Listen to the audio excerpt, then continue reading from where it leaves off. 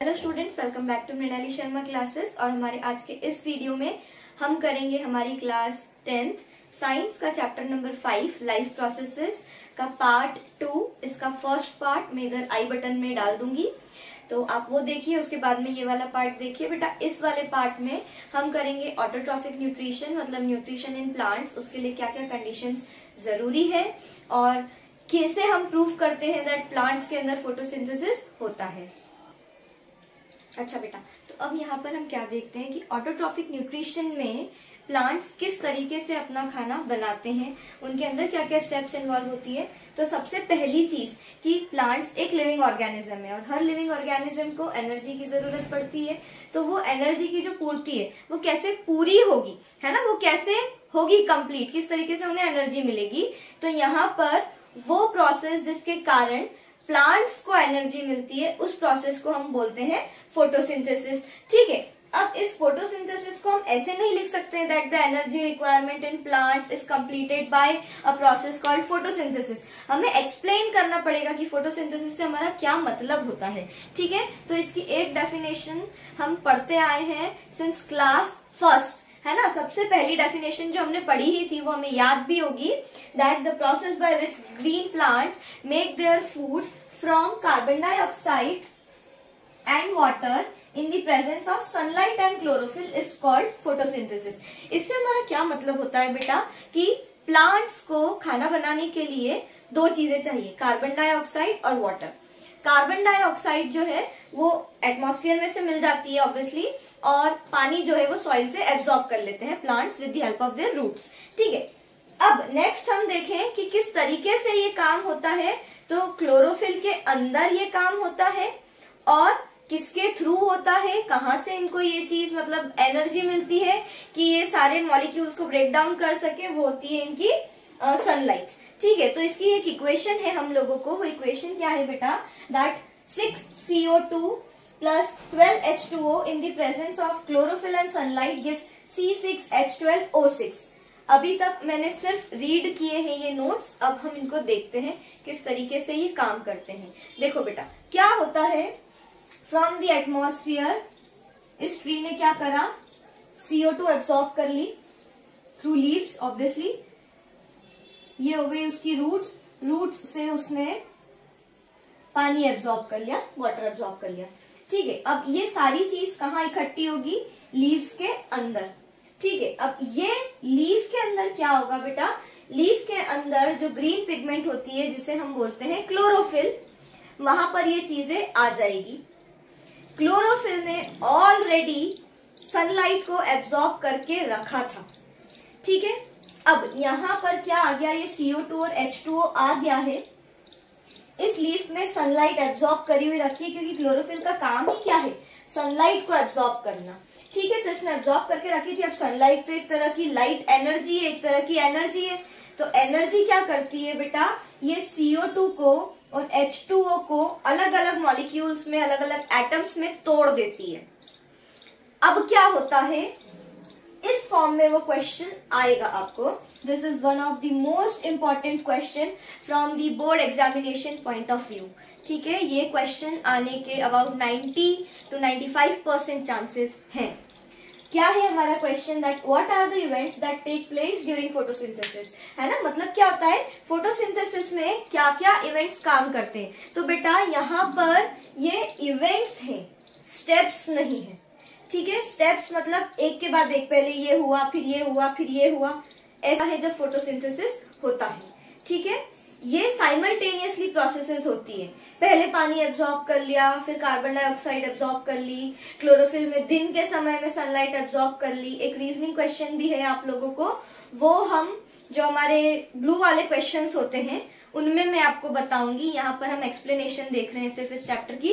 जो question answers हैं, reasoning question answers हैं, वो मैं जब हम एक्सरसाइज सॉल्व करेंगे तब मैं आपको बताऊंगी। ठीक है, तो अब यहाँ पर क्या हो जाता है बेटा कि ये सारे इवेंट्स साइमल्टेनियसली, मतलब पहले ये हो गया, फिर ये हो गया, फिर मान लो ये हो गया, ऐसा होता है एक के बाद एक, एक के बाद एक। जरूरी नहीं है कि ये स्टेप फर्स्ट नंबर पर ही होगी। ठीक, तो देखो चलो हम सबसे पहला इवेंट देखते हैं, यहीं से पढ़ना स्टार्ट करते हैं। Absorption of light energy by chlorophyll. Light energy से यहाँ पर हमारा मतलब है सनलाइट।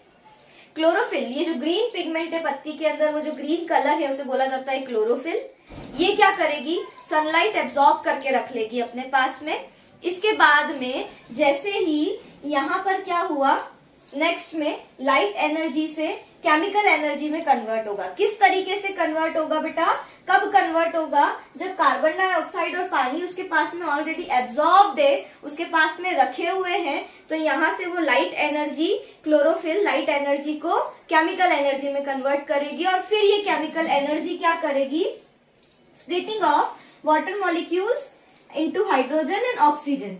ये जो पानी है, पानी का जो मॉलिक्यूल है, इससे क्या निकल जाएगा, एक हाइड्रोजन निकल जाएगा और एक ऑक्सीजन निकल जाएगा। और वहीं रिडक्शन ऑफ CO2, बेटा फर्स्ट चैप्टर में केमिकल रिएक्शन में पढ़ के आए हैं ऑक्सीडेशन एंड रिडक्शन। ऑक्सीडेशन से हमारा क्या मतलब होता है, या तो हाइड्रोजन निकल जाए या ऑक्सीजन आके जुड़ जाए। वहीं रिडक्शन से हमारा क्या मतलब होता है कि या तो ऑक्सीजन निकल जाए या हाइड्रोजन आके जुड़ जाए। तो यहाँ पर देखो ना, ये CO2 से ऑक्सीजन निकल रही है, मतलब क्या हो रहा है, रिडक्शन हो रहा है। तो रिडक्शन ऑफ कार्बन डाइऑक्साइड से बेसिकली क्या मतलब है, that breaking down of carbon dioxide into carbon and oxygen, ये मतलब है। ठीक है, तो अब यहाँ पे क्या हो गया, ये ऑक्सीजन निकल गई और सिर्फ कार्बन रह गया, और यहाँ से ये हाइड्रोजन इसके साथ जुड़ के देखो C6H12, मतलब क्या हो गया, हाइड्रोजन आके जुड़ गई है। तो ये पूरा एक जो कॉम्प्लेक्स मॉलिक्यूल हमारा बना है, ये बना है बेटा ग्लूकोज। ठीक है, तो यहां से हम क्या समझते हैं, that glucose is a combination of carbon, hydrogen and oxygen atom. ठीक है, इसी को हम बोलते हैं कार्बोहाइड्रेट्स। असल में जो पत्तियां या सब्जियां या फिर फ्रूट्स हो गए, हमारे जितने भी प्लांट से एडिबल चीजें जो हम लेते हैं, वो सारा उनका स्टोर्ड ग्लूकोज होता है, उन्होंने स्टोर करके रखा रहता है। जो एनर्जी उन्होंने बना ली, उनको जो ग्रो करना था, सब करना था, वो उन्होंने कर लिया। फिर जो एक्स्ट्रा ग्लूकोज है वो स्टोर करके रखते हैं in the form of glucose या starch in their storage parts. ठीक है, फॉर एग्जाम्पल फ्रूट्स हो गए, लीव्स हो गई, अलग अलग चीजें। ठीक है, एक सीधा एग्जाम्पल दूं, पोटैटो का जो स्टोरेज पार्ट होता है, वो जो स्टोर्ड फूड वो स्टोर करके रखता है ना, वो किसमें होता है, उसके खुद के ट्यूबर में होता है। पोटैटो प्लांट का जो वो रहता है ना, तो मेन कौन है, वो पोटैटो अपने आप में ग्लूकोज का क्या बोलना चाहिए, सोर्स है। ठीक है, वो एनर्जी है जो हम यूज कर लेते हैं। फिर नेक्स्ट आती है ऑक्सीजन और पानी। ऑक्सीजन एटमॉस्फेयर में रिलीज कर दी जाती है थ्रू लीव्स, थ्रू स्टोमेटा, जिसका स्ट्रक्चर भी हम देखेंगे, और स्टोमेटा का डायग्राम भी बहुत ज्यादा इंपॉर्टेंट है। एक बार जल्दी जल्दी से रिवाइज कर लेते हैं इस चीज को। सबसे पहले क्या हुआ, लाइट को क्लोरोफिल ने एब्जॉर्ब कर लिया, इसके बाद में यही लाइट एनर्जी केमिकल एनर्जी में कन्वर्ट हो गई। इसके बाद में जो वाटर मॉलिक्यूल्स थे वो हाइड्रोजन और ऑक्सीजन में टूट गए, और कार्बन डाइऑक्साइड थी वो रिड्यूस हो गई इनटू कार्बोहाइड्रेट्स। बस ये था इसके अंदर। इसको हाइप बना रखा है इस पूरे इवेंट को कि बहुत इंपॉर्टेंट है, डिफिकल्ट है। डिफिकल्ट बिल्कुल भी नहीं है, इंपॉर्टेंट जरूर है। बेटा एक बात इंपॉर्टेंट और है यहाँ पर कि आपको ये जो डायग्राम दिख रहा है यहाँ पर, ये पिछले साल आपकी CBSE सैंपल बोर्ड पेपर में आया था, और एज इट इज क्वेश्चन उन्होंने मेन बोर्ड्स में भी दे दिया था। तो आप इस डायग्राम की प्रैक्टिस भी अच्छे से कर लीजिए, मैं भी करवाऊंगी। साथ ही साथ इसकी जो लेबलिंग्स है, लेबलिंग्स अच्छे से रख लीजिए हर एक डायग्राम की। ठीक है, क्योंकि वो लोग डायग्राम दे देंगे, पार्ट्स नेम कर देंगे ABCD, और वो 2 मार्क्स में दे देंगे। सो स्टूडेंट्स, अगला क्वेश्चन है हमारी एक्टिविटी 6.1 से। हालांकि हमारी NCERT में वो एक्टिविटी थोड़ी सी अलग है, यहाँ पर मैंने अलग लिखवाई है, बट दोनों ही आप अपने आंसर्स में लिख सकते हैं। So question is like that, how will you show that sunlight is essential for photosynthesis. है ना, अब हमें ये चीज प्रूव करनी है कि सनलाइट क्यों जरूरी है फोटोसिंथेसिस के लिए। तो बेटा ये पूरी एक्टिविटी मैं आपको एक्सप्लेन कर रही हूँ, आप पहले इसका स्क्रीनशॉट ले लीजिए सो दैट आप नोट्स बना सकें, है ना, और लगे हाथ नोट्स बनाते भी चाहिए। Okay, so let's read the first statement. Take a potted plant with green leaves and put it in a dark room for 3 days to destarch. ठीक है, अब हमें क्या करना है कि एक पॉटेड प्लांट लेना है। पॉटेड प्लांट क्या होता है बेसिकली बेटा, छोटा सा गमले में एक पौधा उगा हुआ है, उसको हमने लिया और उसे 3 दिन के लिए एक बिल्कुल कंप्लीटली डार्क रूम में रख दिया, है ना, मतलब जहां पर किसी भी तरह से सनलाइट नहीं आ पा रही है या लाइट नहीं आ रही है।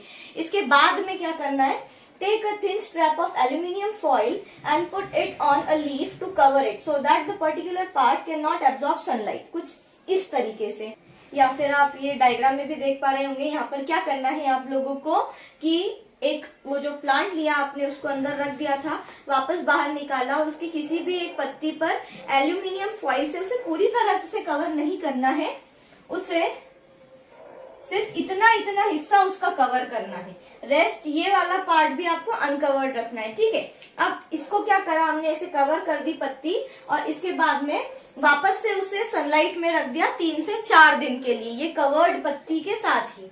ठीक है, इसके बाद में 3-4 दिन बाद हम क्या करेंगे, उस पत्ती को तोड़ेंगे, plug the leaf, put it in alcohol and give it a water bath. अब वाटर बाथ क्या होता है बेटा, अल्कोहल को हम डायरेक्टली हीट नहीं कर सकते हैं ना, ब्लास्ट हो सकता है। तो यहाँ पर क्या करते हैं हम बेटा, ये जैसे कि छोटा सा बीकर या टेस्ट ट्यूब, बीकर के अंदर अल्कोहल भर दिया, इसके अंदर हमने रख दी पत्ती और इस अल्कोहल को हम एक बड़े बीकर में या कोई से भी एक कंटेनर में पानी भरेंगे और उस पानी को हम क्या करते हैं, गर्म करते हैं इस तरीके से। ठीक है, तो उससे क्या होता है, ये अल्कोहल गर्म रहता है और डायरेक्टली हम इसको हीट नहीं दे रहे, तो ये जलता भी नहीं है, because alcohol is inflammable, right. तो यहाँ पे क्या हो जाएगा, इस तरह से वाटर बाथ दिया जाता है। अब इस लीफ को हमने निकाला और इसको पानी से अच्छे से धो लिया, wash it thoroughly with warm water to remove alcohol, है ना, गुनगुने पानी से, ल्यूक वार्म वाटर से हमें उससे क्या करना है, धोना है अच्छे से, ताकि कि जो भी कुछ एक्स्ट्रा अमाउंट ऑफ अल्कोहल उसके ऊपर अगर लगा हुआ है तो वो निकल जाए। इसके बाद में हम क्या करते हैं, उस पत्ती को पेट्री डिश में रखते हैं और उसके ऊपर आयोडीन सॉल्यूशन डालते हैं। अच्छा, यहाँ तक भी हमने सब कुछ कर दिया। उसके बाद में जब हम वाटर बाथ उसे देंगे ना, तो हमें उसकी वो जो एल्यूमिनियम फॉइल थी वो निकालनी है। ठीक है, उसके बाद में ये वाटर बाथ वगैरह सब देना है। ठीक है, इसके बाद में नेक्स्ट चीज हमारी आती है कि हमने उस लीफ को पेट्री डिश में लिया और उसके ऊपर आयोडीन सॉल्यूशन की कुछ ड्रॉप्स डाली। तो हम क्या देखते हैं बेटा कि जितना जितना एरिया उस पत्ती का एल्यूमिनियम फॉइल से कवर्ड था, उतने उतने को छोड़ करके बाकी पूरा पूरा एरिया क्या हो जाता है, ब्लू ब्लैक कलर हो जाता है उसका। ऐसा क्यों होता है, क्योंकि स्टार्च आयोडीन को ब्लू ब्लैक कलर दे देता है, मतलब turns into blue black colour. ठीक है, तो अब इतने इतने एरिया को सनलाइट मिली थी, क्योंकि इतना एरिया कवर्ड नहीं था, इस कारण से इतने इतने एरिया में स्टार्च भी बन गया, इतने इतने एरिया में स्टार्च नहीं बना, तो यहाँ पे स्टार्च था ही नहीं, तो आयोडीन को वो ब्लू ब्लैक कैसे टर्न करेगा। तो यहाँ से हमारा ये स्टेटमेंट जस्टिफाई होता है that sunlight is very essential for the process of photosynthesis.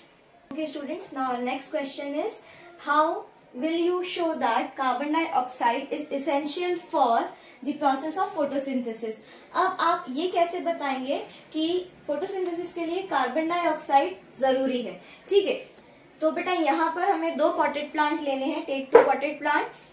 अब इसके अंदर हमें क्या करना है, 2 अलग अलग ग्लास प्लेट्स लेनी है कुछ इस तरीके से, और इनके ऊपर इन पॉटेड प्लांट्स को रख देना है। लेकिन यहाँ पर एक प्लांट के साथ में आपको एक पेट्री डिश में या वॉच ग्लास में थोड़ा सा पोटेशियम हाइड्रोक्साइड लेना है। ये याद रखना, यहाँ से भी एक क्वेश्चन आया था पिछली बोर्ड्स की एग्जाम में कि ये पोटेशियम हाइड्रोक्साइड क्या काम करता है। ठीक है, तो हमने क्या, मैं बता रही हूँ अभी आगे। तो यहाँ पर ये क्या करा हमने, जो पोटेशियम हाइड्रोक्साइड था वो एक प्लांट के साथ रख दिया और एक के साथ नहीं रखा, दोनों को बेल जार से कवर कर दिया। और इसके बाद में दोनों जार्स की, सपोज ये मानो ये बेल जार है और ये वो प्लेट है, तो ये यहाँ पर साइड साइड पे क्या कर दिया हमने, इसके वेस्लीन लगा दिया, सो दैट कहीं से भी एयर इसके अंदर ना जा पाए। हमने इसको एयर प्रूफ बनाया है। ठीक है, इसका स्क्रीनशॉट ले लेना जल्दी से, इस क्वेश्चन का और इस आंसर का।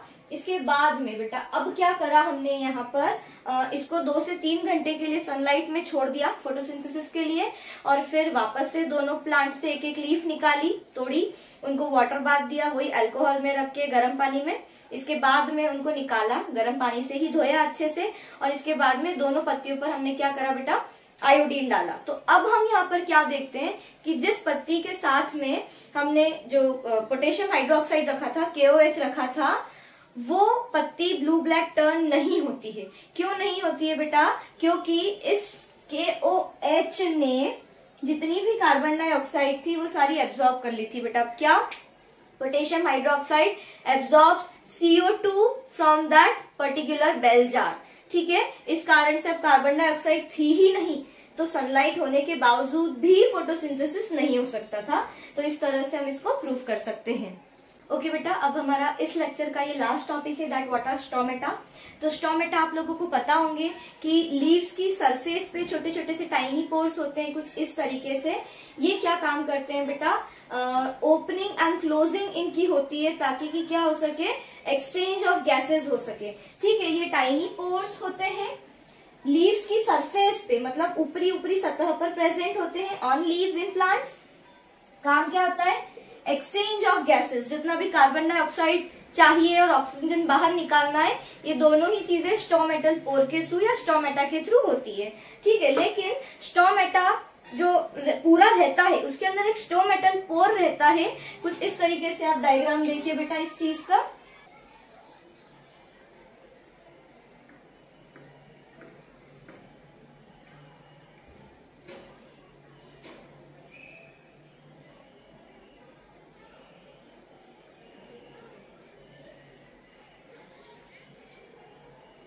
ये जो डॉट डॉट्स है यहाँ पर बेटा, ये क्या है, क्लोरोफिल के छोटे छोटे से पिगमेंट्स या आप बोले पैचेस हैं, ये क्लोरोफिल के स्टोमेटा में होते हैं। और इसके बाद में ये होते हैं एसेसरी सेल्स जो स्टोमेटा को प्रोटेक्शन देने का काम करते हैं।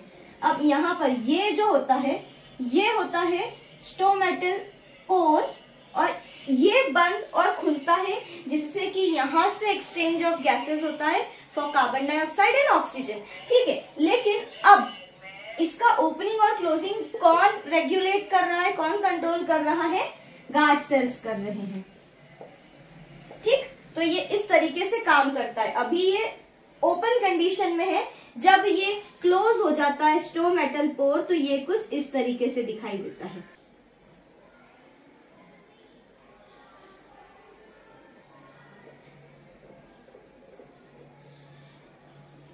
अच्छा, तो अब ये जब स्टोमेटल पोर इन्हें खोलना रहता है, उस वक्त ये क्या करते हैं, पानी एब्जॉर्ब कर लेते हैं थ्रू ऑस्मोसिस, और ये स्वेलअप हो जाते हैं ना, फूल जाते हैं। इस कारण से ये जो पोर रहता है ये स्ट्रेच होता है इस तरीके से और ये खुल जाता है। और जब इन्हें क्लोज करना रहता है इस पोर को, तो ये एक्सोऑस्मोसिस करते हैं, मतलब पानी बाहर कर देते हैं।